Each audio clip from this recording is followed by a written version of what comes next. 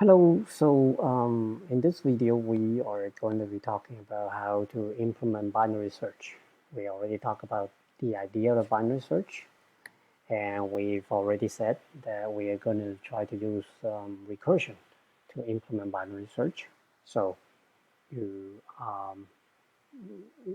from the get-go, I want you to think about, given what you already learned about binary search and the fact that we're going to use recursion, how are we going to do it? And remember, recursion, it really requires, well, three things, but I listed the two most important one is what is the base case for binary search, and what is the recursive case. So pause the video, think about it for a moment. Okay, so the base case, remember the idea of binary search is we were looking for a key in a list, right? So the base case is really if the list is empty, then we didn't find it, right? It's that simple. Another base case, well, as we already said, we look at the number, the way it works, we look at the number in the middle of the list. If it's the key, then we're good, we're done, right? We are done. That's actually kind of like the base case. Anyway, now if the number in the middle is smaller than the key, then or the other way to put it is really, if the key is bigger than the number in the middle, then we should look for the key in the bigger half. And if the key is smaller than the number in the middle, then we search in the smaller half.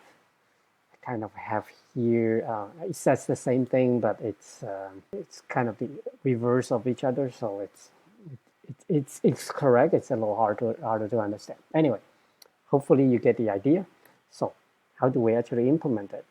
I'm going to actually try to write this code on the fly.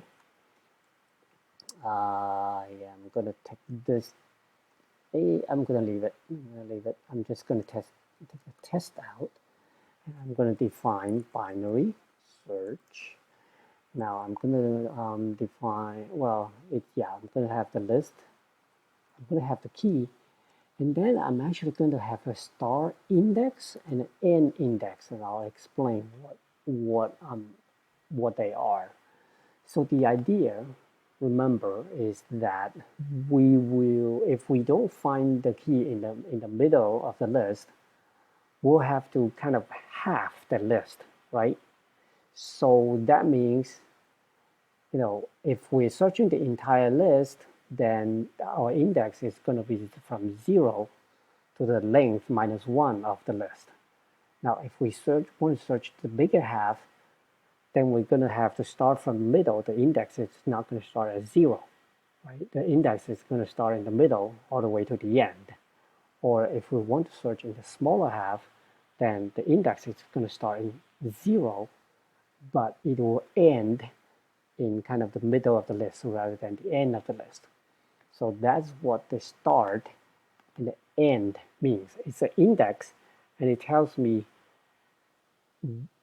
which part of the list I should be searching for. Okay, so that's what that means.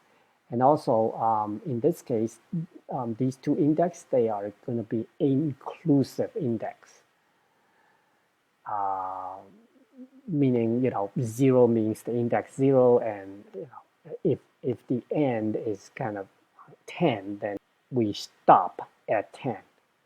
If the start is 0, we start at 0. If the end is 10, we ends at 10. So inclusive, right? Typically, n is kind of exclusive, but in this case, inclusive seems to work better. Okay, our base case. What's our base case? Our base case says that if the list is empty, we're done. We can't find it, right? Now, how do we detect the list is empty? We can basically say if the start and the end, well, actually, so think about it. If the start and the end, if they're the same number, let's say if they're both 0, is that an empty list? It's not an empty list, because the way we define it, remember, this is where we want to start searching the list and where we want to end searching the list. So if they are both, say, 0, then my list is actually a list with one element. Right? So that's not an empty list, even when they are equal. When they are actually, when start is actually bigger than end, that's when it's empty. And why is that? Star is usually on the left side of the end, right? So that's when we have something in the list. When the star is actually going to the right side of end, that's when we really don't have anything in the list. Okay, so that's our condition. That's our empty base case. So empty list. We're done. Okay, the next thing is we're trying to find the middle. What is the middle index? Well, the middle index is, if you kind of draw this out, I probably should have drawn it out, but anyway, if you draw this out, it's the middle index is the sum of star plus end divided by 2. And I'm going to use the integer division. So think about it for a moment. So let's say if my start is at 0 and my end is 10, or the middle is around 5, and this is what it will give us. What about if I start at, let's say, 10 and I end at 20? Right? So the middle is 15. Does this give us 15? Well, 10 plus 20 is 30. 30 divided by 2 is 15. So this is kind of the idea for this formula. Now, the reason I use integer division is, remember what these things are, right? The middle is an index. Index should be an integer. We don't have floating point index. That's why I'm doing a floor division. So, okay. So now it's our 3 cases. If the key is equal to the guy in the middle of the list, then we're good, right? Then the key is at the index middle. L if the key is smaller than the guy in the middle, then we want to do the search in the smaller half. So we want to do recursively call the smaller half. It's still the same list. It's still the same key. Now, where do we start in the smaller half? Well, the smaller half starts where the star index is at, right? So we use the same star index, but we don't want to go all the way to the end, right? We want to go it to the middle, and we don't even have to include middle because we already know middle is not equal.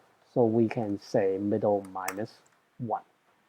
And then lastly, else, this is the case when key is actually bigger than the middle element. Okay, if that were the case, oh, sorry, I forgot to return here. That's important. We'll always have to return something. And then here lastly, if the key is bigger than the guy in the middle, then we do the binary search. Again, list, key, same list, same key. Now I'm going to start, so I'm searching in the bigger half of the list. So the starting index is going to be the guy immediately to the right of the middle. So again, I don't have to include middle because we already checked it. So I'm going to start from middle plus 1 all the way to the end. So that's what these slides say here. If you want to read through it. Basically, yeah, base case, we start looking at the middle. If the key is equal, we found it. If the key is smaller, we recursively look at the smaller half. If the key is bigger, we recursively look for it in the bigger half. That's what it is. Let's actually test it to make sure it works. So I'm going to use the same test that I used for linear search. I'm not going to call linear search, binary search. Now, one thing to know here, because this guy takes the star index and the end index, right? So what's the star index? We want to search the entire list. We start at 0. The n would be the length of the list minus 1, right? Okay, and that's when, okay, so this works as before, because again, we're just looking for every number in order, so their index is the index in order, right? And finally, we try to find a number that doesn't exist, so not I, let's say we're looking for 70, and that should print out none. Yeah. That's proof that it works. Now, if you actually need a little more visualization or step-by-step to see how it actually works, then let's actually look at an example that that we use when we talk about conceptually how it works. So let's do a binary search of this list. We're looking for the number 67. We start at index 0, and we want to end at the last index, which is 17. Okay, so with this step, the middle index, the way we calculate it is star plus n divided by 2. Oops, I forgot to put a double slash here. I'll fix that. But it's a double slash, so 17 divided by 2, that's 8, integer division. I should just fix it right here. Okay. All right, so that's that. And in the next step, it's the same thing. Now, we have 8, and then we're comparing the key 67 against the element at index 8. We know 67 is bigger than 56, so that means we're doing binary search from the middle plus 1, middle plus 1, middle is 8 plus 1, all the way to the end, 17. I forgot to put the list here. I'll add it back after I'm done. Anyway, so that's that, and then that means what? In the recursive call now, if we go back here, the starting index is 9, a plus 1. So starting index is 9. The end index is still 17. So we're doing the search in the bigger half of the list. The middle is star plus n divided by 2. So 9 plus 17, and that's 26 divided by 2, that's 13. So 13 is the one in the middle. So we're comparing 16 to the element at index 13, 85. We know that it's smaller, which means we're going to be searching in the smaller half of this list. Smaller half meaning we use the same star index, which is 9. And then the end index would be the middle index minus 1. So we're going to go look for 67 in 9 and 12. So 9 and 12. 9 and 12. Again, the middle index would be 9 plus 12, which is 21 divided by 2. Integer division again, that would be integer 10. And then we look at 67 compared to the list, the element at list index 10, that is 67 itself, and we found it.